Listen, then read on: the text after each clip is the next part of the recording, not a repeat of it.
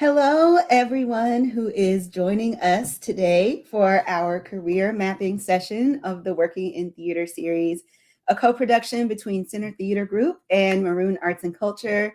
I am so excited for today's conversation. My name is LJ, and I'm the founder and executive producer at Maroon Arts and Culture. And I'm going to be joined today by two wonderful panelists who are going to talk career mapping and different paths to different careers. As you can see, I'm wearing my super professional glasses today because it's about to get serious, y'all. All right. So let me go ahead. Before we get started, I just want to remind everyone that we do have open captioning available, and it is supported in part by the California Arts Council, a state agency, and the National Arts and Disability Center at the University of California, Los Angeles. We stand accessibility. Okay, so my first guest is Elena. Okay, Muslar. I really hope I said her last name right, but she'll correct me because she knows how to tell people how to say her name. So think Lena Horn and then add the E on the end. I remember. And she is a career coach. And Elena, will you go ahead and tell us a little bit about yourself? Sure. Thank you so much for having me, LJ. I'm so excited to be here. So, as she mentioned, my name is Elena Muslar, and I'm a creative career and mindset coach. So, I really love helping all just people who have ever felt othered in life kind of get over their career limitations and on top of their career liberation, because I really believe that, like, as people of color, as women, as, folks who just want to show up and be heard, be seen, and be understood, we have to take ownership of that because we create the environments that we want to be in. And I do my work through a variety of different forms. So I do private coaching with clients, and then group coaching. And then I also work full time at Loyola Marymount University doing work within our career and professional development office as the associate director for creative professions and strategic initiatives. And then outside of that, I love modeling and commercial acting and spoken word. And so creativity is in me and of me, and I support anyone who loves their own creativity. Yes, and word on the street is her first modeling gig was on the side of the CTG building. So maybe if we do enough Googles, we can go find that. Mark paper, it me. All right, our second guest is Katrina Fry. So we'll welcome her into the chat now. And Katrina, will you tell us a little bit about yourself as well? Yes, I am career adjacent and to everyone I think on this panel, and really I think we're all trying to figure out a way to get creative in talking to artists. And so that's what happened for me when I studied visual arts in undergrad. I realized people weren't talking about what happens after school. And I graduated with a film photography degree and one Adobe class. And I was SOL, friends. Like, I just really could not figure out how to make money, how to build a contract, how to pitch myself. And so I have basically worked backwards to try and create a company through what I have called Mischief Managed. Yes, it's an ode to Harry Potter. But really, we meet with artists, we meet with consultants, we meet with other businesses, and we help bridge the gap between arts and business, creatives, and the industry, and really let people know that this gap of communication was systematic to really confuse us, and it doesn't have to be that way anymore. And so making words like branding and marketing and money not dirty anymore, but things that we can uplift and have ownership of and take power over and come to the table. Not so dirty anymore, but sorry. Yeah. Thank you so much. I'm so sorry for that. I try to watch the comments on. That's okay. There's a little delay, so I had to make sure. I thought it was my internet. So that's good, as long as it wasn't my mistake. No, not at all. Not at all. Awesome. So before we get into the swing of things, we do a few acknowledgments. I'd first like to start off by acknowledging that I am currently in Southern California, the ancestral lands of the Tongva people. I also like to begin whenever there's a convening, I like to start off by calling on the name of an ancestor on whose shoulders I stand. So today I'm calling on Ida B. Wells, anti-lynch crusader and journalist. I'm on a super stressful deadline today for another project, and I just feel like she is, because of her journalism history, I feel like she's going to be the ancestor that gets me to this deadline. So I encourage everyone in the chat to please share where you are joining us from today. And if you want to shout out one of your ancestors, go ahead and drop that in the chat as well. I would love to see who is bringing you strength today on this Friday in the year of our COVID. All right. So let's just jump right on into this. I really want to start by kind of like a level set, I guess, but I want to discuss how we can define success outside of the idea of having to climb a corporate ladder. When I graduated, it was in the middle of a recession. I'm an old millennial, that's what I tell people. So I do remember there was an article that came out, and it said that the corporate ladder's now a jungle gym, and instead of going straight up, sometimes you got to swing over to the side, and then you kind of got to swing over to the other side, and it might feel more lateral, but eventually you get to the top. So that's kind of how I've approached my career path, and I just want to know what your thoughts are on that. I'll just say, so that's not a ladder. I'm like, people be writing these articles, just creating their own stuff, their own definitions, whatever they want in the world. And that's fine, because actually that's what I think success is. It's not something that you are reaching towards that is specific to something someone else has told you it is. Because if that's the case, then you're not living your life for yourself. You're living it for everyone else. And a lot of the work I do specifically around like mindset is, what is your definition of success? Have you actually ever considered writing that out? When I succeed, it feels like, or success to me means blank and blank blank, because I think the practice of actually seeing what it is that you believe success is holds a mirror up and gives you a reflection to how you see yourself in the world. And if your success is measured by the way someone else needs to see you or the way you show up for everyone else, you may realize like, oh wait, I'm not even making my life about me. I need to reframe my definition of success so that I can break it down into actual measurable things that help me feel like I'm achieving. I don't know if any of you have taken StrengthsFinder, but it's one of the go-to little assessments if you want to get to know a little bit more about what you're awesome at and how you show up in the world. And that on mine, my top 5, one of them is achiever. So I like to have things that like, and then check. I did it. Like if you look at my phone, I got all these little checklists, and it makes me feel happy inside because of the sense of achievement. So for me, that's one tiny version of success. I like to check things off. But most people talk about success in this huge, big way that it becomes unachievable. And that's where we get into, oh, well, I have to make it up this ladder. And when's the ladder? And technically that goes into education. We've been set up to think this way. It's conditioning our whole lives. We've told, you go to school, and then you get an A, and then you could go to this next phase of school, and then you get A's, and then you go to this next phase, and then eventually you finish school, and then nobody's telling you what to do anymore. That's why you have to create your own definition for success. Yes. Katrina, do you have anything to add? Yeah, I mean, I would say I wish I would have met you when I was 18, but I didn't. So I went in a couple different circles. And by circles, I literally mean I had a start and then I came back to exactly where I started. And I was like, hot damn, I'm right where I started. So that happened a couple different times, especially being an artist, where you think this avenue might produce something new in me, or maybe this institution would actually care about my future, and they don't. You know, they really don't. And I think one quote that I create my own little mantras for myself, and one thing that I constantly tell myself is that no one should be more passionate and more knowledgeable about my work than me. And I think if that's the case, then that means I'm getting to know myself all the time. I think what you're saying, like, I think it's really easy to fall for the title.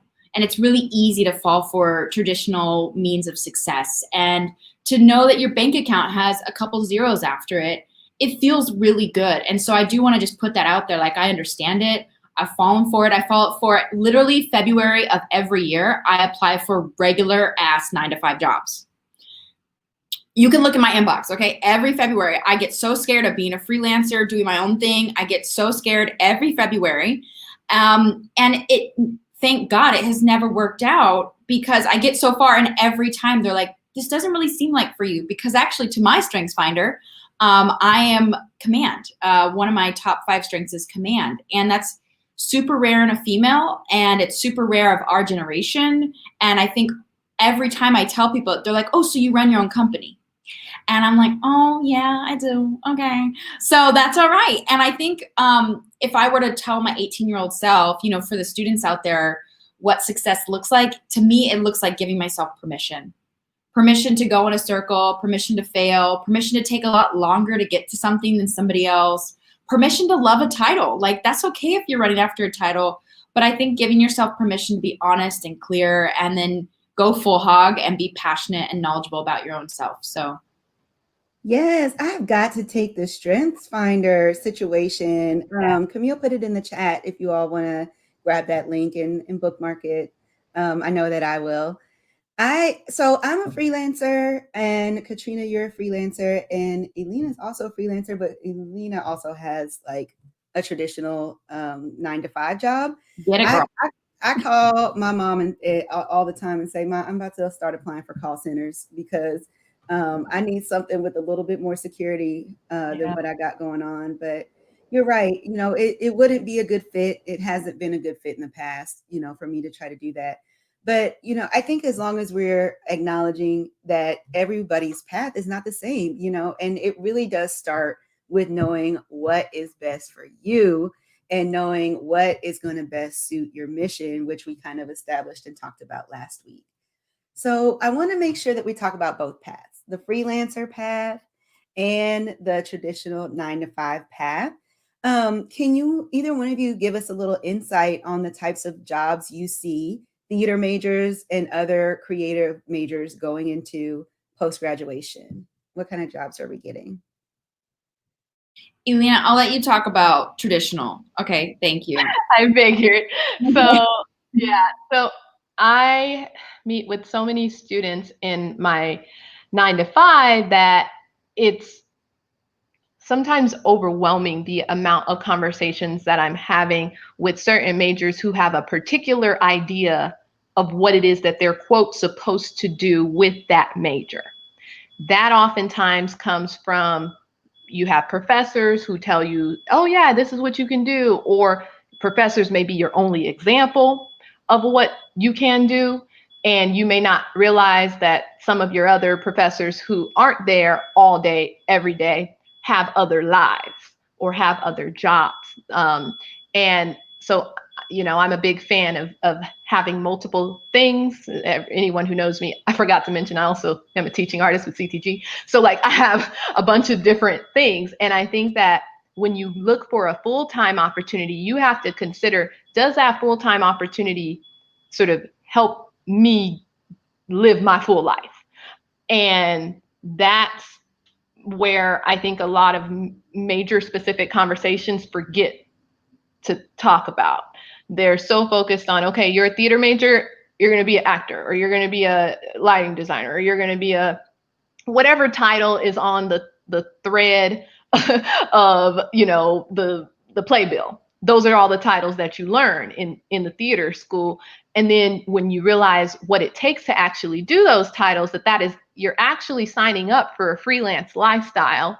You didn't know it, but that's what you're signing up for. And no one taught you how to live a freelance life in your degree. That's not a class. Then it's a shock to the system. And then the theater majors, they all come to me on senior year, and then they're like, what do I do? And then there's a few who have discovered arts admin. And those are the ones who end up in a more 9-to-5, traditional, or education as another way. But what I do actually think theater majors have to consider is that your major does not define you. Just because it says theater doesn't mean that that's the only work you can do. you can use theater as the way to get into literally, and I mean any industry, like at all. You can leverage it, but it's all about how you tell your story. And that's what theater has actually taught you how to do. I speak a lot about narrative when it comes to building out a resume and building out a cover letter and building out all of the things you need to help someone get you and get what you're about. A lot of theater majors know the show's narrative, but they don't know their own narrative. And if you start to focus on that, you'll get more connected to what you want to do. And then you can decide the industry that you want to do that in, because you can bring your theater skill set to any industry. What before we talk freelance, like what industries would some theater majors be surprised to find out that they might be well suited for?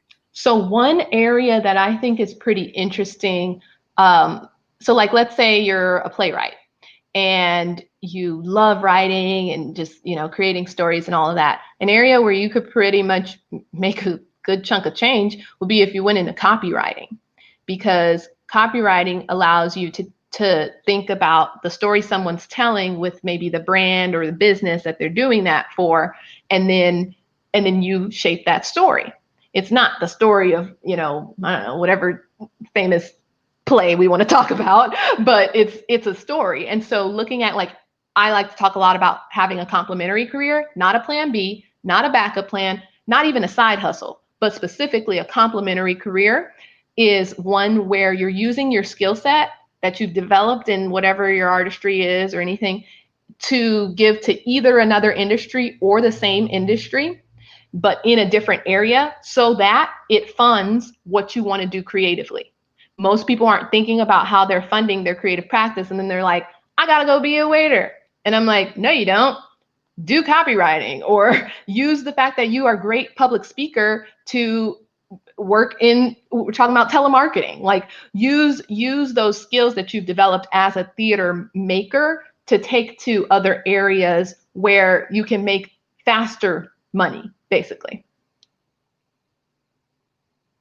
That is really interesting. Katrina, what are you thinking? So now that we kind of established that a lot of artists, they really kind of do toggle between the 9-to-5 and the freelance life. What are some freelance opportunities? What are your thoughts on this? Yeah, and I think this is a perfect question. I see that someone talked about, or wrote in the comments, can you talk about people who are non-theater majors or degrees and they want to actually pursue a second career, or maybe they're transitioning? And that's actually my work. So that's what I do a lot with the artists who come to me. Most every single artist I work with is in transition. And so the first thing I'm going to tell you is do not quit your 9-to-5 or your complementary career. Because the first thing we're going to do is start to run a few numbers on how much money you actually will make from your art. And there's two ways to make money as a freelancer, and there's passive and active money. So for instance, if I were just to take the career of a musician, if you throw out tons of songs into the universe and you throw them to music libraries, or you get them on TV and film, or you put them across different couple channels, or you sell them to somebody, that's passive income, right? That song will forever be sending you checks. How big or small? Depends, okay? But that's passive income. And then when you are freelance, so you need both streams happening at the same time. You need that passive income, because that's going to happen. You write a song. So if we wrote a song together, the three of us today, we'll probably make money on it in 3 years. That's pretty average, right? So that's passive income. And then you need the active income. So if I'm a musician, that means that I'm actually right now selling my album. I'm going to be playing or touring, those kind of things that are happening currently that will bring in money to build simultaneously. So I think what a lot of people don't know is that to build up that portfolio where both things actually work together to pay a rent, especially in Los Angeles, we'll speak to Los Angeles, that's going to take you at least 2 to 3 years. And that's being like quick. And that means like maybe your Instagram's popping for me to do it in 2 to 3 years. Okay. So I think the reality is that this is a long journey. And so I always ask artists when we start to put those numbers together, and I'm sorry about the yard work that's happening. I hope it's not killing my audio. Okay. I already gave him some eyes from my blinds. I went like this. Now? Okay, anyway. That obviously did nothing. So I always tell artists, you know, like once we start doing the numbers, I'm like, okay, so it's going to take you. So this year, it sounds like you're going to bring in about $6,000 from your art. So maybe by next year, maybe we're bringing in $12,000 from your art. Still not a livable wage, right? So we're going to keep with the job, keep with the job. I see a few people saying in here that they keep like the arts related jobs. I think that's when we're talking about arts admin. So if you're a theater lover, maybe you're going to come in as a producing manager, producing director, do something around that to have some monies. You're with your artists, you're staying creative, and then maybe you can act in the ensemble at night, right? So you're figuring that out. You got a few on-screen auditions. Okay, so we're piling it up. And then I have to ask the question, like, how do you see this working in 5 years? So that's always my question when people are transitioning. Is this something sustainable? And that's what I believe in, especially because I'm working with mostly people of color. I am not looking to do a quick fix Band-Aid on your life. I am looking for you to be in this industry with me forever. And so sometimes that means keeping that 9 to 5 or that second career for longer than you wanted, because we have to keep building up these passive incomes. And then finally, to be freelance, you got to diversify. And I think that's the most uncomfortable conversation that a lot of artists have been told in art school. I'll speak for myself, that that's not good. You know, I'll never forget the conversations I had with so many professors where they're like, yeah, but you can't do like graphic design and photography. And I'm like, if you only knew how you ruined my career, you know, if they're on the call, they already know. I've already had words. Okay. But, you know, you do have to be multifaceted now. Yes, but you have to diversify your streams of income. Friends, if you're a sculpture artist, that can't be it. That cannot be it. Like, you have to dabble, come up with it, photo editing, video editing space, come up. I promise you, your skills as a sculpture artist will translate. If you put in the time, be willing to learn, adapt, and diversify your creative skill. It's extremely important right now, especially I think COVID taught a lot of artists who were like, I only do installation. I only do sound installations, all kinds of language I would hear. I'd be like, okay, cool. That's not for me to work with. Now they're calling back and they're like, man, I wish I would have diversified this portfolio. So those are the things that I'm noticing can really help a lot of people if you're willing to really have an honest conversation about those things. And commit. Yes. And I just wanted to throw this one up on the screen. Amber Hooper said, I wish somebody would have told me all this 7 years ago. You and me both, okay? Like, you and me both. But it's never too late. I mean, as a person that went back to grad school, like on the other side of 30, whatnot, I did feel that I had to kind of start over a little bit with my understanding of what it means to make a life for myself and to have a career for myself. So just be encouraged to know that it's never too late to reevaluate, and it's never too late to take a leap of faith and do what you feel like you need to do. So I'm going to go back to something Alina said, but I think that you both will be able to help me. You mentioned that they don't teach people in theater and arts programs about that freelance life, and so people graduate without understanding that that's what they're really signing up for. So you said there's no class for that. If there were a class for that, what are, let's say, 2 really important things that you would include in our How to Be a Freelancer class? We have diversify your income streams. Yeah. That is a golden nugget that we'll cherish. Can you each give me like 2 more? In terms of if you're preparing for freelance life, I think one of the biggest things that a lot of students I work with, so I work with students in both the College of Communication and Fine Arts, so that's your theater, your dance, your music, and the School of Film and Television. And so both of these groups want to get into entertainment. What they don't do is talk to each other because these are the people who will hire these people. And it's ironic, a lot of universities are like, we're interdisciplinary, but in reality, they're not. You may be interdisciplinary within your college because you took a class in the dance school and you're a theater major, but you're not interdisciplinary when it comes to actually looking at what does that look like? if you're a producer, well, my MFA is in producing, and a lot of people saw that as, okay, you're getting your degree in producing and now you're going to go to Broadway and produce theater. But for me, that wasn't the goal. I always knew I wanted to work with artists in some way, shape, or form and help them bring something to life. And I've now realized that that's what I do now as a coach, is I'm producing an artist's career. So what I think that most artists don't realize that they need to have, especially when it comes to freelance, is a mindset around, what does producing look like for me? How much time does it take for me to do things? What is time management? How have I actually respected my time? Artists don't respect their time. They give it away so free, all willy-nilly. Everybody's in rehearsal till 1 a.m. to, and then we hang out and we're all friends, and it's like a whole thing, and it's become this whole family thing, and then you don't separate the family from the professional, and you got to do that. And then because you've now lost your life to the thing you, quote, love. And I think you have to understand, when is it that it's something that I love and I do for joy and for fun, and when is it something that I need to do to make money and I need to do to earn income? There's a very big difference between the two. You can't make money. You can earn income. The only place you can make money at is the like meal or whatever, where they print out the paper. You can't literally make money.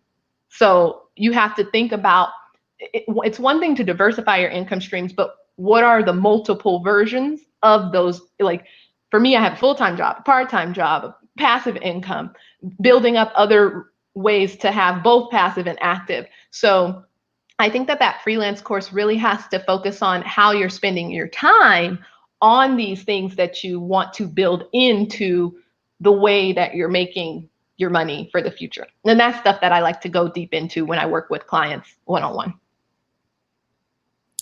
Well, for me, actually, I do teach this in university level. I teach currently right now at CBU out in Riverside. I teach music entrepreneurship, and it's only offered for music majors, which I think is funny, like you're saying with the multidisciplinary thing. I'm like, so how many of you are ready to make your music video?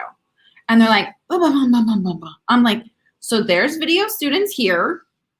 They need portfolio work. Why don't you go ahead, walk over across the street to the video department and get a video made? So I think this idea of like the resources are there. Why are we not working together is really frustrating. But so what I teach right now is music entrepreneurship. And then I've also taught through CCI, which is the Center for Cultural Innovation. And I've taught at CalArts. And what they had me do was do like a crash course. And I broke those kids' heart. Let me just tell you, that was majored, interdisciplinary. It was the first and only class these seniors at CalArts were given. I only was given 4 weeks to teach them entrepreneurship or freelance work. And they were really heartbroken, because in my freelance curriculum, the number one thing is to own your brand. And so for a lot of people out there that feel like, well, what am I offering? Why can't I charge my worth? We're friends. That's because you haven't legitimized yourself, friend. Go ahead and pull up a $27 DBA license through LA County. Get that filed. Go ahead and open a bank account, open a commercial PayPal, and start doing transactions through traditional invoicing. Get legitimate. This is on you. All the resources are out there. There's a bajillion YouTubes on how to become a professional freelancer or entrepreneur. So I say that, like that's that idea, like when you're 18 and you've blamed your parents for all the bad things, you're like, okay, but now I'm kind of an adult. It's on me. This is that turn where we've blamed school. Yes, I get it. They did not prepare us. That's true. And a lot of schools are now admitting that, and they're offering these quick courses on entrepreneurship like a Band-Aid. And I will tell you, let's get into it. Let's own it. You are your own brand. What's your mission statement? What are your values? What's your 6-month business plan? What kind of revenue streams are you talking about? Get into it. Like, love these words. Let them melt all over you, because that's what comes across when you're negotiating a contract. So you want to be on Broadway. Guess what? You better have your like wits about you to get into that room and negotiate the contract of your dreams. And so I think those are the things that people think about, is like they just want to get to there. and they don't understand what's going to happen once they're there, right? So yeah, that's like the number one thing. If I could just say what we start with on entrepreneurship is owning your brand, creating a brand. Yeah, and that's just, I don't want to go too much, but that's there's so much. I'm with you on that too. I say that in probably every coaching appointment, that your brand comes in 3 forms: online, on paper, and in person. And how do they all speak together? And how do you actually make sure that those are telling the right story? Because other people may know you for a brand you don't want to be known for. Yep. And that, I saw someone, a theater major, said that they are thinking about what to prepare for right now, and depends on what you want to do with your degree. Is it that you want to be an actor? Is it that, and that brand comes back into that. So how are you in school for the last 4 years? Have you done anything to help people understand that you are an actor besides tell the friends that you're with? Does anyone outside of your school know that? And as a proud CalArtian alum, that's one of the things that I always felt was really interesting about being in that environment, was that artists were over here and managers were over here. But artists, you manage yourself until you get a manager. And so that's why you need to understand how you manage yourself, so that if you get a manager, you understand what they're doing for you and you don't get gypped, or you don't get, a bunch of money left on the table because they don't represent you well, or they're not clear on the story you're trying to tell to people. So I'm like so with you, Katrina, on that, and just really making sure that people get what they're trying to do with their lives. Yes, and I'll just, this is also important. Like I said earlier, I'm a freelancer, and I see a lot of people in the chat are sharing their gig lives, part-time this, a little of this, a little of that. And yes, nannies, there's all kinds of other jobs that can fund your interest in the arts. And again, just to reiterate what was already said, thinking about jobs that complement your career in the arts, not just, help you pay a rent, but also make sure that you're staying warmed up in your craft. I know that I'm a teaching artist at CTG. I do script coverage, and I'm a dramaturg, and I have about 100 other jobs that I do as well. But I think it's also important to remember that whatever your brand is, like, again, talking about the brand, that's what you lead with. When I talk to people, I don't tell people like, oh yes, I'm a waitress, I wait tables. I'm like, no, that's how I pay my bills, but that's not necessarily who I am. And so I think that just goes back to our conversation last week of like knowing who you are, knowing what your story is, what your mission is. And then that way, when you do get into that elevator pitch situation, you're not like, oh, I'm an actress, but I also, work at Topgolf on the weekends. And sometimes it kind of like, when you do it like that, it makes people feel like you're not serious. Like Katrina said, it doesn't feel like you're fully legitimizing yourself. I call those the slashers.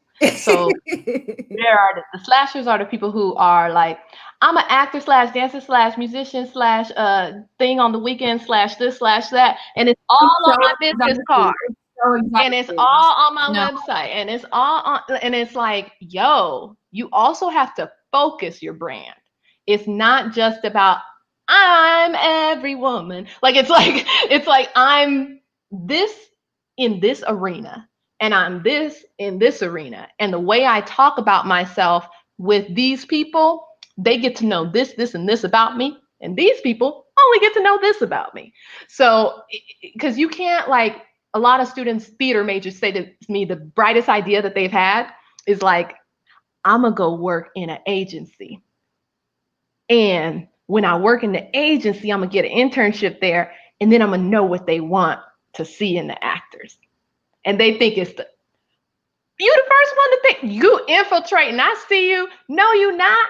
Everybody's had that idea. And these agencies only want to work with people who actually want to become agents. So you can't like think you're playing the system when you ain't even understood what your system needs to be.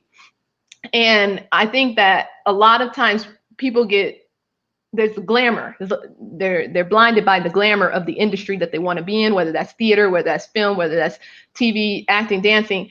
The glamour is all they see and not the reality. And what you need to do in school is focus on the reality. Like, what's all the issues with your industry? Know that, so that you can then be the person that's either solving the issues, and that'll make you some money, or you'll be the person who is like the antidote to those. It's like, oh, okay, this is what everyone else is doing. Well, I'm gonna be this one who's gonna be unique. So that's gonna make people hire you or want to work with you. I think that's so smart. And I think I saw someone ask, like, how do you start the process of branding? And then someone else responded, it's daunting. I want to just break it down very quickly, because you don't need to be going to grad school for this. Please don't. Okay. Quote me on that. Friends, go ahead and write down your 3 core values. So when someone walks away, has a transaction with your art, what are the 3 things you want people to walk away with? Honesty, transparency, genuine, authenticity. That's what you're looking for. Yeah. What are, like, thank you. Like, well, I'm just like trying to pull 3 words that when someone has a transaction with your work, what are the 3 words you want them to walk away with? Okay, those are your core values. Go ahead and brainstorm, old school collage, mood board, how those 3 core values translate into something visual. There we have our brand aspiration, our inspiration, really the cornerstone of how we're going to translate that. And then use the things, all the free things on the internet to transpire that brand into really something original. And this is what I'm going to tell you, when it feels daunting, that's because we think we're creating a brand that's going to stick with us for 500 years. Guess what? We live in such a transactional, fast-moving, redundant world that you can have a brand, you can try it out for a year. Try to stick to one thing for a year, and then you can throw it away, change it up, and people will not even bat an eye. So don't worry about that. Do not worry about that. This is really your time to try. The excuses of it being too much or too daunting, I understand, but it's not enough to not try. And I think that's really, really important here that I hope everyone hears is that come up with those 3 core values, start to translate what that looks like. I always start to get creative when I'm creating a website. So I'll just do like a free website on Wix and start to try and throw ideas together, a few photos of my work, a few colors that I like. I make a free logo. There's like 3 sites to make free logos. I do all of that. Canva, come on. Yeah. You already know what you're doing with your brand if you've ever posted on Instagram. I'm just going to put that out there. Like filter choices, you've made content choices. I completely agree. And I think that, it's all about doing, and then consistently doing that. I say, honestly, try and stick to something for 1 year. You will be surprised how moved and how legitimate people feel like you are for 1 year. Commitment is everything when it comes to brand consistency. It's not like, literally, I don't even care if you are like, I'm going to do a reel every day for 30 days. That is a commitment. Most artists don't commit because they're scared of what happens if they succeed. And that's why you have to define what success is before you start your journey, so that it doesn't feel as far away and you can work backwards from that. And with the brand, if you've ever written an Instagram bio, that's a great starter place to like understand how to synthesize your brand into a nugget that you can say out loud to people. And then that's when it becomes an elevator pitch. And then, I like to work with people getting their LinkedIn's all set up, and then you can broaden it. Then that can become your bio, and then your bio can turn into your artist statement, and then your artist statement can get you a grant because you know how to talk about yourself and the work that you do. So there's a whole cycle of why your brand actually matters, because if you're not clear on who you are and how you show up in the world, nobody else is going to put you in an environment to have you show up for other people. And isn't that the point? Aren't we all just trying to be seen? So like, you got to make sure you're ready to be seen and that people know what you should be seen for, because people could place a brand on you too. And they'll tell you, oh, you so great at what? Like when I was in undergrad, I was told, but you're such a great actor. Why do you want to go to grad school? Why do you want to get your degree in this admin world? And I was like, because I want a stable life. Like, is that too bad. And then I know I could still do what I am talented in, but that doesn't mean I have to solely commit to one thing. We're in a very different time. Millennials are expected to change careers 7 times in their life. And now we ain't even we're kind of past the millennials. So who knows how many times some of y'all gonna change your career. So just be ready for change and go with it.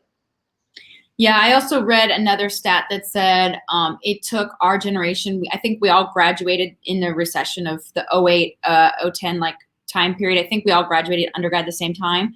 And I just read a stat saying that now that, it's been 10 years, we're supposedly now making the wage we were promised when we entered college, right? So I think if you look at the money the 3 of us are probably making, we're probably making the money that we thought we were making when we entered college to get our 4-year undergraduate bachelor's degree. So now they're saying, take that, times it by 2 for this generation that has graduated into a deep, dark recession. I don't know what history is going to call this time period, darkness. And okay, Harry Potter. It's dark. It's dark. Voldemort. It's like book 8 Harry Potter. Yeah. Voldemort has then died and come back in his cousin. Like some things have happened here. Yeah. So anyway, history will tell us what this time period is called, but I'm just saying those who are graduating and trying to make, monies right now, I understand the feeling of like, what? This is not what I was promised, and so disappointed in our industry. I think I cannot imagine being an actor right now and just feeling so disappointed in your choice. And I just have to tell you, we stuck with this for 10 years and we are now reaping the fruit and the harvest of 10 years of waiting, getting creative, diversifying. And I think if you can really put a stake in the ground, hold tight with us, friends, like I want to see you all in another 10 years when this industry has revitalized and has come in strong. And I hope for the better. I hope we've gotten creative on what this theater industry even looks like. Sans white supremacy, right? Yeah. I was just about to say, y'all need to leverage what makes you unique. Because everybody out here with the racial justice movement in the way that it's having its moment of resurgence, because it comes every, some odd years, like what is it that makes you unique that you want to put out into the world? And it can't just be like, oh, I'm a Black woman and that's why you should hire me. It's like what are your actual values, to Katrina's point, that make you amazing and make your voice so important in terms of being heard as an actor or being heard as a writer or a director or whatever it is. And you have to make sure you can say that to people. And I saw someone put, what do you put on your business card if you're a slasher? Depends on who you're giving your card to. Don't worry about what it is for you. It's like, how are you promoting yourself to others? So if in a certain industry, they're not a business card type, you ain't got to worry about putting that thing on the card. Like I have my business card for where I work full time, but I also know the people I would want to connect with might be future clients or something. So I might lead with, creative career and mindset coach on a card, but I'm not going to give someone my card as a model. There is that's a whole other thing that I would give. And as an actor, it's headshots and making sure you have a website so your brand looks different, and where you're writing your brand looks different depending on the platform you're using, on the medium you're using, etc. So, and there's whole things I could get into of like the breakdown of what else you would put on it, but you want your contact information for sure. And you want to make sure that you at least have a way that people can find out more information about you. So if that's a basic 1-page website, or if you have the little icons and you put your handles on there for where you are on Twitter or Instagram or TikTok, if you got a bajillion followers, whatever, but like put what matters for the audience that you're trying to build, and know who's in that audience, and know who are the people that need to recognize that you have an audience. So first of all, friends that are joining us, feel free to share in the chat what you put on your business cards. I would really love to know, especially since we've kind of already established that we're all kind of like people that do more than one thing. So what are you leading with when you meet people? My business card says creative producer because I want to get more work in that area. So I put that on the business card because that's the area where I'd like to get more work. but dramaturgy is kind of my main gig right now. But the playwrights that I work with and the institutions I work for, they don't need to see my business card. And it's not really a business where you hand out your card and that's how you get clients. It's really more of a word of mouth thing. So I didn't even bother to put it on there. And I actually also made sure that I have my full government name on one side, but on the other side it says LJ, because that's what most people know me as. And so if somebody's out talking about LJ this, LJ that, I just want to make sure that it's on the card so that people can connect me in case my name is out in the streets. What do you, so So you said you have creative career coach on your card. And then Katrina, what do you have? Yeah, it's different because I work in a full-time capacity, so they just make the card up for me. And then I'm like, okay, I guess I am representing your brand, which is fine and dandy, but also I know I do my own thing. But on my business card that isn't LMU, I have like creative career coach or creative career and mindset coach. And on the back, I actually have pictures of me as a model because I think it shows like you're getting advice from someone who is doing their own creative thing. Wow. Yeah, that's great. And for me, when I was in school and I went to my career coach, I had to teach them what arts administration was, what theater management was, and say, so now can you help me do like a resume for this? And now that person's my homie, but I taught them, and that already tells me like, wow, I'm good at helping people understand unique positions and jobs. And so now I want to make sure I help my clients see like I'm with you on this path. I'm not just telling you what to do. We're journeying together and figuring it out together. Because I think that's a better way of coaching and mentoring and seeing someone who's at a place where you might want to be in a few years. That's how you find good, healthy relationships that build up your career. Yeah, I love that. I just have CEO and founder of my company.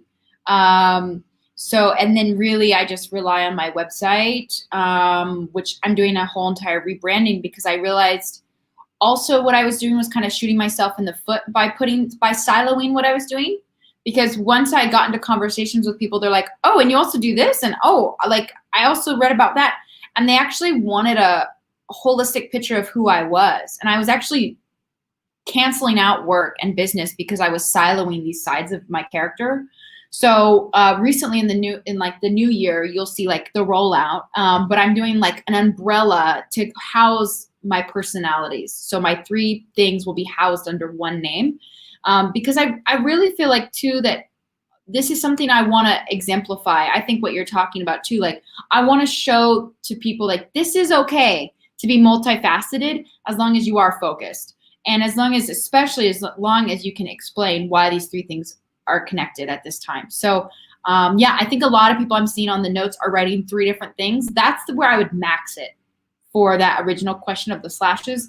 I would never put more than 3 things because humans are really, really slow. We're not like super highly intelligent humans, though we like to think we are. That's why we're making robots. We actually only gather about 3 to 7 things about a person in one meeting. And that's mostly around their look, their accent, how they carry themselves, their race, their economic class. You know, like we're already doing so many things that you trying to explain a whole nother artist statement thesis to a human is a waste of your time. So making sure that you give buckets for people to categorize you in is really important actually to me. And think about how you would want to receive information. If somebody came to you and said that they were 5 different things, what you gonna remember about them when you leave that conversation? I don't remember much of nothing. I remember if you tell me you 1, maybe 2, and if I remember that 3rd, man, you must have been special. And we had some good conversation next to the buffet. Like that's because networking and building relationships is about essentially being memorable. And what makes you memorable? What's the thing that is cool and interesting about you?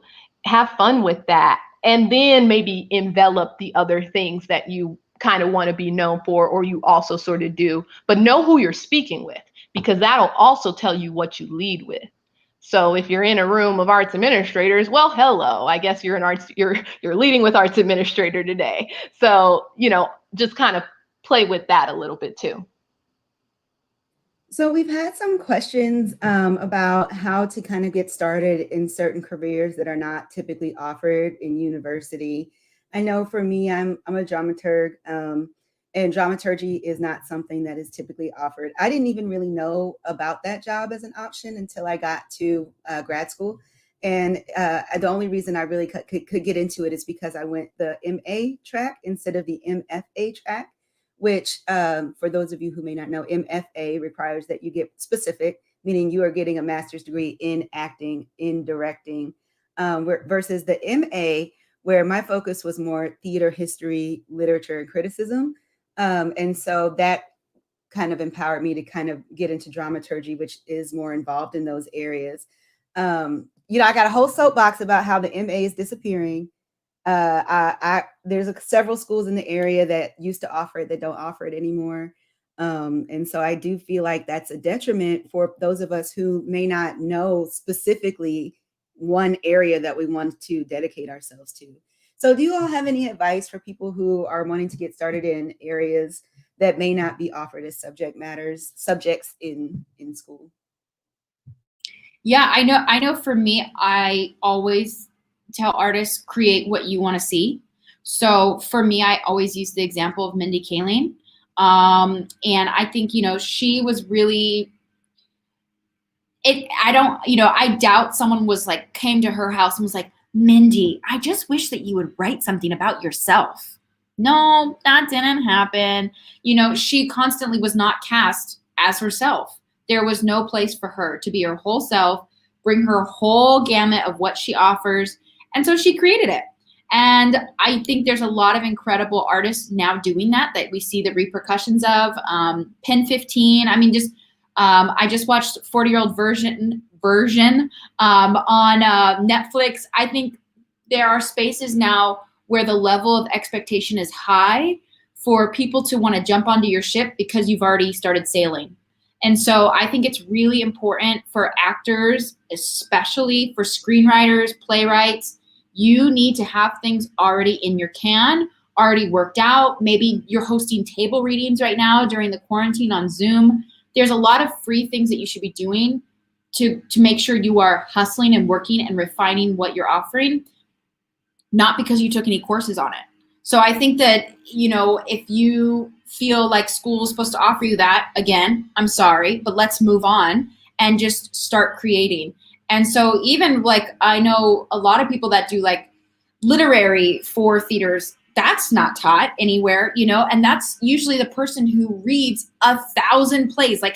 Are you just an avid reader and you can consume, digest, and regurgitate information? Go ahead, come on board, right? And finding smaller theaters, especially in Los Angeles, that you can come on and try it out. And being transparent and honest. I go to a lot of people and I'm like, hey, so I think I'm good at this thing. I haven't tried it out yet. I would love to come on board and offer 6 months of free service.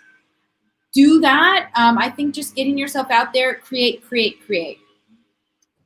Yes, and I would say if you are an artist, you should actually always be working.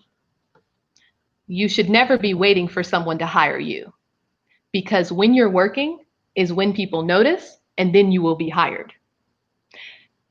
I was just actually in an appointment with a student, and I was telling her about when I got my MFA, we had a semester where we could go and intern abroad. And I was like, ooh, well, technically we had a semester where we could go intern. Everyone else was focused on interning in LA because they were so excited about the fact that they could now intern. But I had already been interning the whole time. We were either in school or I was working, and I was working in the industry that I knew I wanted to be in. I wasn't working at Starbucks. I was doing a minimum wage job in the theater. So by the time it came for our internship semester, I was like, well, I'm kind of done with internships in LA. I'm ready for my job in LA. So I decided to intern out of the country to really give myself exposure. And when I was out of the country, I was posting about it, I was talking about it, and I was doing all these things. And that was for arts administration, even though I was getting a degree in producing. I did producing because I wanted to stay close to the artist and the work of the artist.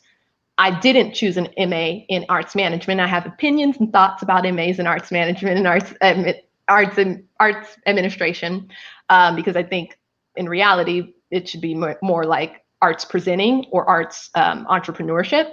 And when I went abroad, I was contacted by a big place that lots of people who have careers in arts administration want to work for. And I was asked in a Facebook DM, what are you doing when you get back? And I was like, I don't know. What am I doing? Next thing you know, I'm working at a really great place, and it was a fantastic opportunity. But that all happened because I was already working. It's the whole thing of like the chicken and the egg, and you have to have an internship before you could get a job. But then they're like, how can I have an internship? I'm like, what are you doing on campus? Are you a president of a club? Are you doing something that really showcases your ability to hold responsibility and hold it well? So where are you holding responsibility? In your own artistic practice? And then that way you can talk about that when someone asks you, or when you see an opportunity that you want to submit for. Because if you don't have anything to talk about, then you're applying to the dark, and you're going to be surprised. Why don't they pick me? It's because you ain't doing nothing right now. Same thing for anyone who's a playwright or a screenwriter. It's like, what are you writing right now? Not that thing you wrote, a year ago. What are you writing right now? And to pursue arts administration, I think it's really about getting in organization that allows you to test out all of the elements of arts administration. Because you might realize, I really like marketing, or I really like education, or I really like development, because that gets me close to the money. So and I think a lot of people fear development for some reason, because they're scared of money.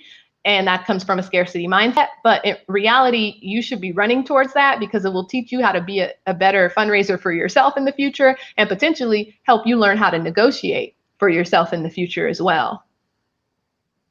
Yes, and if you are wanting to get into development but have no experience and need to practice, please contact Maroon Arts and Culture, because we need the help. Okay, we can learn together. And I would just do development in TV and film is not development in nonprofit. It is not at all the same. Not at all the same. That clarification when I'm speaking is that when we're saying the word development and we're speaking directly about nonprofits, we're talking about fundraising. And when we're talking about development in TV and film, that is actually working a script through, or bringing on new playwright. That's just developing an actual show. So very, very different job know your titles. Industry, and know the vernacular of your industry. That's a starting point for anything you want to do in a career. And if you work in both, don't forget to switch it up. All right.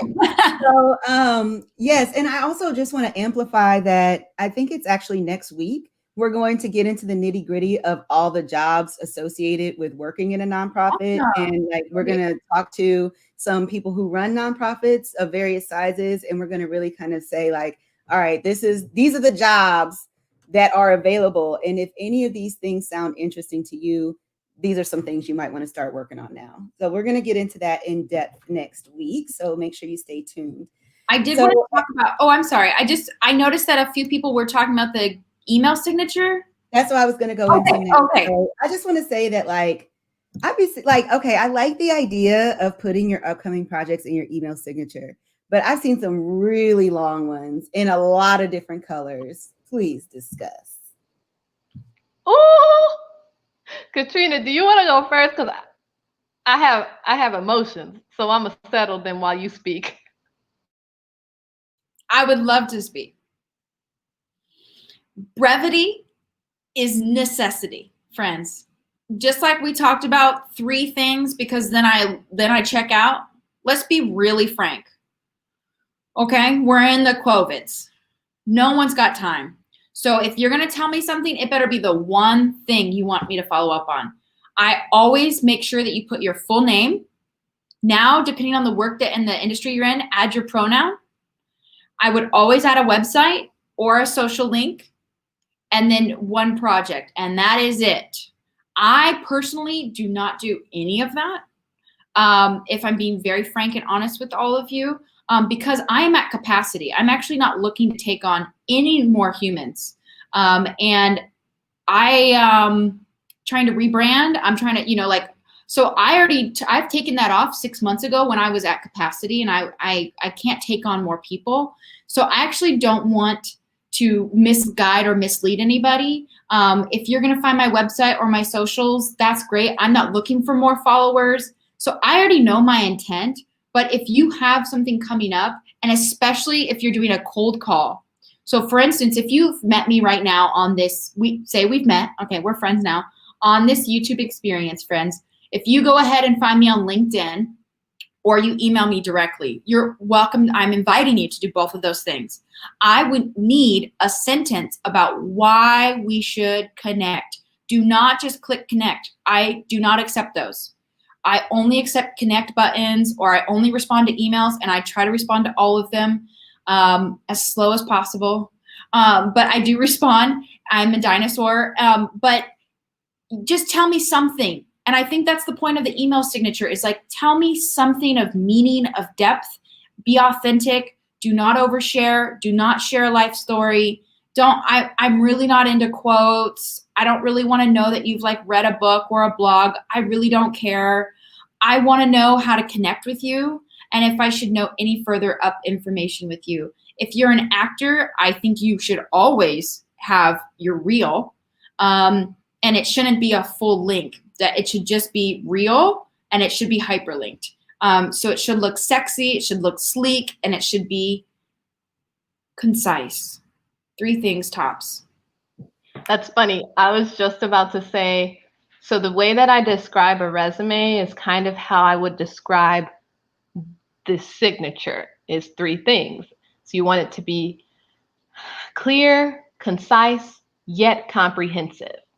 Now, how do you do concise and clear when you're hoping to be comprehensive? That therein lies the rub. So what you need to think about when it comes to the signature is, what is the most important thing or place that they can find the important stuff that they should be directed to. So a lot of times I see email signatures where they got their whole face up on there, and I'm like, I don't need to see you. If I wanted to see you, I would go to a place where I know I'm going to find pictures of you. Don't put that in your email, because it also comes out funky, because you never know what browser somebody's looking at your face in, and your face could be over here, your message could be over there, because you ain't actually formatted the signature right, and you've just created the signature in the email, when in reality you needed to create the signature in the little box up here that says signature, and then you save that signature so it always goes out the same way every time. Also, brand consistency. You have your email signature on, like when you're typing your email, then what if you respond to it on your phone? But on your phone, it has different capacities than it does on your email signature. So on your in email on a computer, you can link to literal words. So that's what I choose to do. But then on your phone, you can't necessarily do that. So I always say on like your resume or on your signature to have one link that you at least want people to go to. That could be your website, or that could be your LinkedIn, or that could be your Instagram. I'll go see your face over there if I choose to click it, but at least give me the option, right? But if you are an actor and you're submitting to managers or agents, there are certain ways you write that email, because that's essentially a pitch. And you do have to include these things, but not in every time you email everyone, like, and you're emailing your doctor and you got your face up in it. Like, why? So, just consider what you want that look to be: clean, concise, and comprehensive. The way I do my email signature is my name, and then I have the word website, the word LinkedIn, and then the word Instagram. And so whatever version of me you want to go see, you can click that. And when it comes to, if you have a job and you're at a specific employer, they'll oftentimes have the signature created for you. And I'm the type that kind of likes to give messages within the signature. So on my current email signature for LMU, I have underneath my name, my title, and then I have she, her, hers, because I want people to recognize that, yeah, pronouns are important, and it's a link to go then and see why pronouns are important. And then next to that, because of the times we're now in, I have anti-racist action resources, hashtag Black Lives Matter, as a link that people can click as well. Because anyone who knows me in my full-time environment is I show up as my whole self. So that's what you're going to get. But I don't have a whole essay about it. It's just one little link, one little message. So keep it simple. I was just, yeah, and I use when I do turn my signature back on, I actually use a thing called Wise Stamp, WISE stamp.com, and there's a free version of it, and then there's also a pro version. It's a sleek, beautiful way to have a signature that will always show up consistently, and it actually lets you. It will show you what to fill in, and so it's really like dummy proof, and it's beautiful. But that one does have a picture if you want to add a picture. For me, my picture has been important to put on all my things. I have my photo on my business card. I have my picture on my Google, Gmail, on every single, I have too many email addresses, but it's on all of them. Because actually for me, I'm usually the only female in the conversation. This is like very rare to be with 3 women and to be with 3 Black women. And we're talking about theater? Okay. We broke some career. Yeah, we broke a few windows. I don't know, something happened. We shattered something. So this is usually the case, is that they'll remember me because I'm usually the only female in the room. I work predominantly in the music industry, so I'm usually the only female, and then I'm usually the only Black female, and then I have glasses. And so for me to be remembered has been actually a huge asset in my career. I don't mind being tokenized because I always know that it allows me to open up a window and some doors for some more humans to come with me. I never am going to leave a place the same. So I am fine using my face and my voice in a lot of spaces where there aren't people who look and sound like me. So that's something I've done intentionally. It's part of my brand. See what we did there? Yes. We came all the way back around. But I think just staying consistent and finding those tools. I am all about researching free tools. And just notice like where she said her face is. It's in the places where your face can already go. So Gmail in the little logo spot, instead of putting a logo that you created on Canva in 2 seconds or 2 days, because sometimes it'd be hard, you put your face there. And that's how I have it as well, but not on my resume, not on the resume for arts admin, not on your acting resume even, because that's the whole point of why you take a headshot, because when you go and actually audition, it would be on the back of that, not on the front.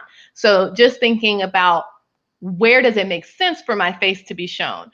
And, and even on LinkedIn, a lot of people will have like a picture that's like this, like looking off into the abyss or something. And I'm like, I can't see you. If I'm over here as a recruiter hoping to diversify our pool of talent and I can't see you, all I see is this black, strands of hair. And then it's like, is that a person of color? I can't really tell. Also just be okay being you and show up as your full self and make sure like you have the lighting, things of that nature. Lighting is everything. We can talk about that too, so that when you do choose to do a picture, you're doing it well and not basic. Yeah, I just want y'all to know my LinkedIn headshot is so extra. And somebody tried to say something to me about it. And I'm like, if a recruiter is working for a super square company, like I don't need them to contact me. Anyway. That's the thing.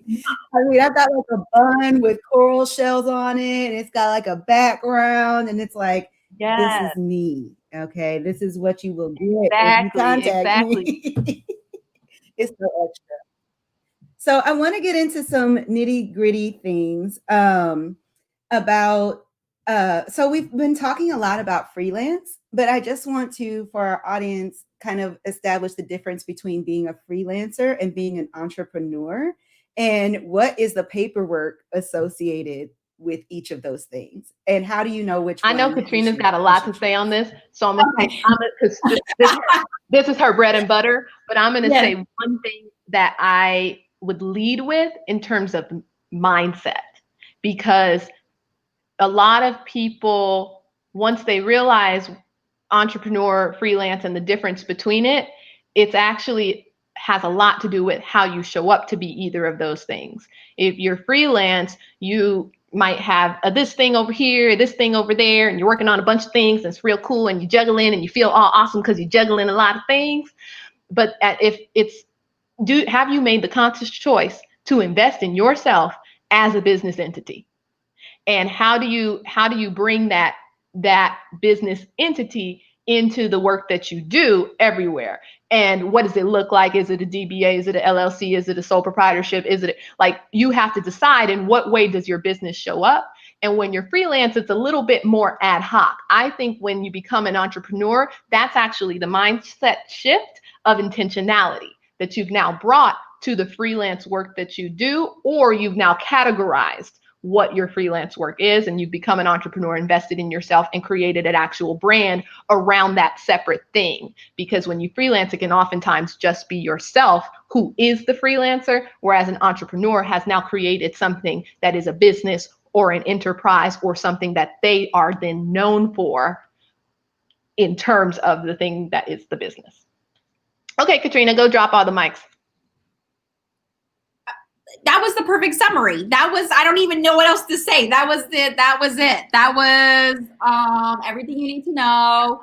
That was a Crash Course 101. Thank you. I was enjoying my seat. Thank you. I mean, I'm trying to think of anything else to add. You know, I can get into I think you said, let's get into the details. So I can follow up with more detail on that. So when you are freelance and you're receiving tons of 1099s at the end of the year, and those start to pile up from different companies, you might want to sit and say like, damn, I need to write some stuff off because now I owe $5,000 in taxes because I got all this untaxed money. So then when you're thinking to yourself, this might, I'm trying to figure out how to write this all off or how to combine it all, or it's felt like maybe I'm a little frustrated because it's all branching out. I think what you were saying was ad hoc. So then that becomes, I would look at those 1099s. Say you got 10 1099s at the end of the year before you file your taxes. I would look at them and see if there's a pattern of work. Like for a few people, I see that they work in theater tech. So it might be smart for you to actually open up a shop. And this is when you become the entrepreneur. And for me, I define an entrepreneur as someone who solves a problem. So the difference when you're a freelancer is that the work's kind of just raining on you and you're just like at the whim of other people and you're like, I'm just solving everyone else's problem. The difference is that when you take a step back on the macro and you're saying, okay, I'm in the tech theater space. I'm kind of known for this one thing. You know, I got to do the conversation with Howard Ho. Like, I think he really took a step back and was like, actually, let me elevate my voice, because a few things happens when you open your own shop. You get to become an expert, I think, like you were mentioning. Then you get to also write everything off. So everything from your clothes, your haircut, your car, your miles, conversations, going to a conference, all your internet. Yes, definitely your internet. Me and Spectrum be talking, okay? I already told you about that offline. Anyways, so yeah, you want to write all that off and you want to actually start to try and break even on those costs so that you don't pay so much in taxes, right? And then also what happens when you become an entrepreneur is that you start to get to hire other people as well. And so that's been the fun change for me, is when I was freelance and like jobs were coming to me, I was just kind of taking whatever, which is a great time period of life. My business coach always says, don't confuse being lost for learning. You know, so sometimes in those periods where you're just saying yes to every open door, that's okay. You might be learning, even though it feels like, damn, I might be lost. That's all right. Okay, so then we've learned some things. We're going to open up shop. We're going to become an expert in our field. We're actually going to start to build out this idea of what we want to offer. You start to build a team. So then you get to hire other people. And in my space, I love this because then I know I'm directly putting money back into the community I care about, which is my BIPOC, LGBTQI people in theater who need a voice, need a platform, and I'm rushing through a door and I'm about to bring some friends. So that's what I get excited about when I become an entrepreneur and wear that hat versus a freelancer. Those are a few things I'm just thinking off the top. Again, I did mention becoming a DBA is the first and easiest thing that everyone can do. If you right now Google DBA with your county that you live in, so for instance, LA County DBA, They'll let you search a name through a database. You have to pick a name and make sure that the name's not taken. Once you pick that name, you file the paperwork, have a notary sign it, and I believe it's still $27. You mail it in, they'll mail it back to you with a stamp on it, or you can go in person. So it's that simple. You take that form, head on into a bank, and get a business account. What happens with the business account? A few things get to happen. Those taxes we were talking about that you want to write off, you now can show to an accountant or to the government that it's all in one line. It's on one statement. So when you're trying to justify your write-offs, okay, it's looking a little more legal. So that's one thing about a business account. Another great thing about a business account is that when I'm invoicing people or they want to pay me, I can look legitimate because my money's going to go into one place. And then when I want to start paying other people, I can pull from those direct funds. So I can actually start to have a profit and loss statement. And those are the sexy words I like to talk about.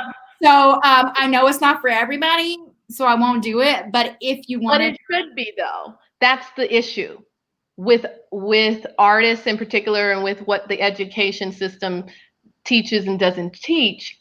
We have an aversion, and especially BIPOC people, or I like to say people who have been otherized. So that also includes women. You know, we've been fighting for pay equity forever in 8,000 days. Like that is the crux of it. If we are scared to have conversations about salary, by the way, ask everybody you know how much they make.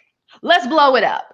Blow up the system, understand how much is being made in the industry you want to be in. CTG has a great resource. I think they did a wonderful survey that tells you how much people make in the industry. You may be thinking, oh, I want to make this when I graduate. And then you go and look at the reality and see how much you feel that you're going to have a rude awakening, honey. So make sure you understand. You think, oh, I can live off 30,000. I'll never forget that statement going through my head. I'm like, I can make it work. And then you're like, yeah. Oh, okay. It was something. Pop ramen again. Yeah, I think it might have been the Arts Commission, but there's so many different entities that do this kind of research. So you can't don't give yourself an excuse of saying, well, I don't know how much it would be made, because by the time you in that negotiation conversation, you better know. Don't have the idea in the conversation and just say some random number that isn't coming from a place of educated knowledge. Have that up front, because if we aren't confident as, women, as people of color, as LGBTQ, people and allies, we need to make sure we understand what it is that we do deserve and what our value is and how much it takes for us to live, not for us to get by, but for us to live. And once you have that as a part of your conversation, and hopefully that's a part of the conversation of the people you have around you, so that you actually have people who lift you up and not people who bring you down, you can really then focus your efforts and only go for opportunities that meet your worth and that meet who you know you deserve to be in this world, and not the person that everybody else thinks you should be. So. Yes, and before I forget, I just want to share with everyone that Elena has graciously shared with us her Get Real with Your Career audit. If you go to the Padlet that everybody should have access to, it's right there at the top of this week's column. You can take that audit, get real with your career, and then she said that she would generously choose 3 people who she'll randomly pick 3 people who fill out that survey and do a free 30-minute consultation with them. So I want to just make sure that everyone sees that and go to the Padlet, click on it, and so you can spend more time with Elena, because that right there is worth the cost of admission. Also, Katrina is recommending a book on building a brand. And so we'll put that in the comments, but then I'll also add that to the Padlet as well. So you all can come back and reference it later. We're kind of getting towards the end. So if anyone out there has any additional questions for our panelists, now is the time to ask them. Someone wants to know some of the best free branding sources available. I love Canva. I should be on the Canva homepage, because every time someone's like, oh, that's fine, I'm like, Canva. So Katrina, the question I think was for you, but if either one of you has any input, I'd love to hear. I'm copy and pasting. That was my copy and paste eyes, if you couldn't tell. I was like, let me also share with you. So that book I highly recommend. Let me just also put the title in there because I know we're all trying to not purchase books on Amazon, right? Let me just make sure I give you the whole title to that book here. Okay, so you will add that for me. Thank you. So the first book I recommended around branding is called Badass Your Brand. This is also just a human that you could follow on Instagram. She's just incredible, really transparent and honest about her work and branding. And a lot like similar to my story, that she accidentally just came into this work because she was figuring out for herself and then translated that. I would also say there's a lot of incredible courses right now on branding. LinkedIn Learning Path. I take maybe 2 to 3 courses a year on LinkedIn Learning Paths, which used to be called lynda.com. It's free if you are a LinkedIn user. I think right now, almost all of it is free. And I take courses on there all the time. And then the next link that I added was called Go Mood Board. And so it's a free site to create mood boards that I love because, as I was telling you, I come from the visual arts. So you actually don't start a project until you start like collaging. That was like, okay, old school, but that was basically how you presented or pitched your story and how you wanted to use your materials. And so this is like the 2D tech version of it. It's called gomoodboard.com. Really beautiful, sleek, minimalist site, but you can throw a lot of images in there. It's like a cleaner version of Pinterest to me, but I know a lot of people do use Pinterest to ideate. But for me, I just wanted like one place to pop out and again, like have that eagle's eye, like, okay, does this look together?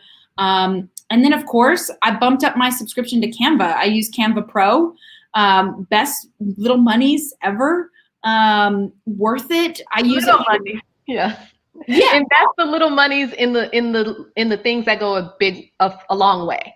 Invest in yourself. Yeah. Don't think that like I have to wait till I get paid and that's the only way I can do it. Sometimes if you got a little change, that's the way that's going to make you get paid. Yeah. And then you know what? If the money does feel serious, which I completely understand, like I've been there, I'll be there again. No big deal. But try every trial and use a couple different email addresses. Friends, come on. I'm still on HBO with like a third email address. Like that's okay to do trial versions, try things out. But I would say for me, the most I've learned around branding is taking courses. I do a lot of learning courses. Yeah, all the time. I did a UCLA extension course. I constantly am trying to learn. Yeah, I think you can never stop leveling up your brand, and you have to invest. A course costs money, or invest your time, and that's a lot of things. That a lot of times people don't want to invest their time, but time is actually money in a way, because if you spend time doing these things that really help you showcase yourself better, then it's going to result in higher income or multiple income streams or just different ways for you to kind of show up in the world. That is so great. I just want to thank you both for being with us today. Do you have any valuable little nuggets to send us away with, or have we already mined you for everything you have? Oh, I mean, I will just say if you're having like a brain explosion right now and you're like, oh my gosh, there was so much that was said and I need to process this. That's the point of my Get Real with Your Career audit, is to help you just sit and actually have a reflection about your career. Most people talk about gigs, jobs, work, but rarely are you actually figuring out what is the full scope of my career. How do I want to live a life with a career that is fulfilling, that is meaningful, that makes an impact or difference in this world? And so I hope you take a chance to just invest in yourself and give yourself some time to sit with the ideas that that might have gotten, that might be percolating now that you've had time with us and we've had time with you. And I would just say, at the end of the day, don't let yourself get overwhelmed by the idea of what your career is, because that is not what defines you. There is so much more in your life and in the world that gives you definition, but you're the person that brings definition to the career that you want. So hopefully this wasn't too much for your brain, but if you need help, that's why I'm here, to help you synthesize it and, put it into actionable items. But that would be kind of what I would say. Yeah. And thank you for being here and showing up for yourself and for us. Yeah, I feel like I always learn in these sessions, so I always say yes to these because I'm like, let me hear whatever everyone else is thinking. I actually want to speak to the other person that feels so uncreative, feels exhausted, feels paralyzed, feel like they're drowning in this season. It's a really scary time to be alive, and I just want to really acknowledge the weight we are all carrying. We get to carry it a couple pounds deeper and heavier as Black women in moving through this world, but we're all carrying something right now, and life is extremely heavy. I have not spoken to one person that hasn't lost somebody during this year, that hasn't lost a job, that hasn't moved, lost a lover, a life partner. It's just a very hard time to switch gears and say, let me be creative. Let me be like together and on point and be curated. And, and I wanted you to give yourself space that this year is not your forever. And this might be a year to not harvest, but to plant seeds. And I just really want you to be gracious with yourself as artists. This is very important. Again, I talked about sustainability. I'm talking to artists. I want you to be in this career with me forever. This is a forever life. So for that, you need to pace yourself. Take a breath, learn, just intake. If you're not outputting, just intake. And I think that have more grace for the artists around you. Cheer people on. And I just want people to I have chills even just saying it, because I have really been so hard on myself this year that I have not measured up. And this is just a heavy, heavy time. And it's okay to just do the bare minimum. I keep telling myself I'm at 30%. And this year, the quarantine, Katrina, 30% might be my 100. And I need to really sit in that, love myself on that, and be okay with that. So if this is just your year to intake and learn, and you don't know what that will harvest later, try and jump into as many Instagram lives, Zoom lives, just intake. It's okay if you're not outputting. That doesn't make you less of an artist, less of a person, and less of a beautiful, beautiful addition to our humanity. So I just want to resonate that space to a lot of people. I hope you can just hold your head high and love on yourself during the season. That is so true. It is so true, Katrina. And I feel like I probably shouted her out last week, but if you all are not familiar with the NAP ministry, I highly, highly recommend viewing rest as a form of revolution and protest. Please go look her up, and she will get you all the way together. And I also want to remind everyone that this this panel will live in perpetuity online. And so if this is feeling like a lot of information for you, that's fine. You can always revisit us. We will be here in these little boxes on YouTube. This might be 3 months from now and you just not seeing us. Hey, welcome to the party. That's all right. So if you're doing this in 2021, that means we made it. We made it. Take note, because all this will still apply.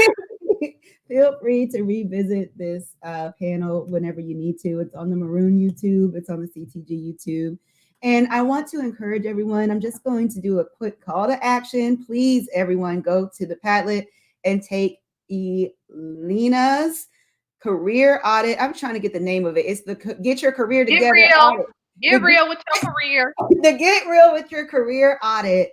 That is my call to action for you all this week.